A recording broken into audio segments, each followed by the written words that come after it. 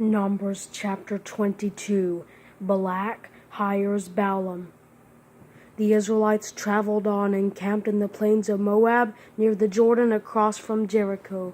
Now Balak, son of Zippor, saw all that Israel had done to the Amorites. Moab was terrified of the people because they were numerous, and Moab dreaded the Israelites. So the Moabites said to the elders of Midian, "This horde will devour everything around us like an ox eats up the green plants in the field."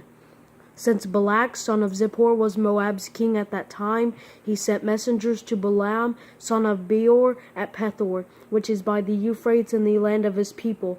Balak said to him, "Look, a people has come out of Egypt. They cover the surface of the land and are living right across from me. Please come and put a curse on these people for me, because they are more powerful than I am. I may be able to defeat them and drive them out of the land, for I know that those you bless are blessed, and those you curse are cursed." The elders of Moab and Midian departed with fees for divination in hand. They came to Balaam and reported Balak's words to him. He said to them, "Spend the night here, and I will give you the answer the Lord tells me." So the officials of Moab stayed with Balaam. Then God came to Balaam and asked, "Who are these men with you?" Balaam replied to God, "Balak, son of Zippor, king of Moab, sent this message to me. Look, a people has come out of Egypt, and they cover the surface of the land. Now come and put a curse on them for me. I may be able to fight against them and drive them away." Then God said to Balaam, "You are not to go with them. You are not to curse this people, for they are blessed." So Balaam got up the next morning and said to Balak's officials, "Go back to your land, because the Lord has refused to let me go with you."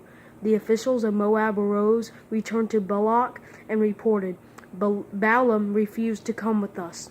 Balak sent officials again who were more numerous and higher in rank than the others. They came to Balaam and said to him, "This is what Balak, son of Zippor, says. Let nothing keep you from coming to me, for I will greatly honor you and do whatever you ask me. So please come and put a curse on these people for me." But Balaam responded to the servants of Balak, "If Balak were to give me his house full of silver and gold, I could not go against the command of the Lord my God to do anything small or great. Please stay here overnight as the others did, so that I may find out what else the Lord has to tell me." God came to Balaam at night and said to him, "Since these men have come to summon you, get up and go with them, but you must only do what I tell you." When he got up in the morning, Balaam saddled his donkey and went with the officials of Moab. Balaam's donkey and the angel. But God was incensed that Balaam was going, and the angel of the Lord took his stand on the path to oppose him. Balaam was riding his donkey, and his two servants were with him. When the donkey saw that the angel of the Lord standing on the path with the drawn sword in his hand, she turned off the path and went into the field. So Balaam hit her to return her to the path. Then the angel of the Lord stood in a narrow passage between the vineyards, with a stone wall on either side.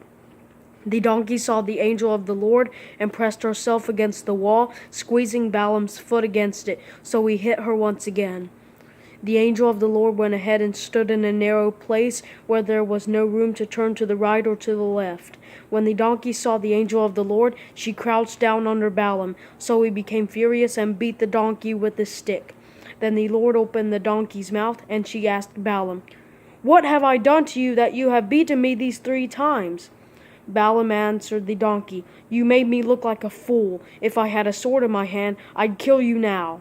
But the donkey said, "Am I not the donkey you've ridden all your life until today? Have I ever treated you this way before?" "No," he replied. Then the Lord opened Balaam's eyes, and he saw the angel of the Lord standing in the path with a drawn sword in his hand. Balaam knelt and bowed down with his face to the ground. The angel of the Lord asked him, "Why have you beaten your donkey these 3 times? Look, I came out to oppose you, because what you are doing is evil in my sight." The donkey saw me and turned away from me these 3 times. If she had not turned away from me, I would have killed you by now and let her live. Balaam said to the angel of the Lord, "I have sinned, for I did not know that you were standing in the path to confront me. And now, if it is evil in your sight, I will go back." Then the angel of the Lord said to Balaam, "Go with the men, but you are to say only what I tell you." So Balaam went with Balak's officials. When Balak heard that Balaam was coming, he went out to meet him at the Moabite city on the Arnon border at the edge of his territory. Balak asked Balaam, "Did I not send you an urgent summons? Why didn't you come to me? Am I really not able to reward you?" Balaam said to him, "Look, I have come to you, but can I say anything I want? I must speak only the message God puts in my mouth." So Balaam went with Balak, and they came to Kiriath Huzoth.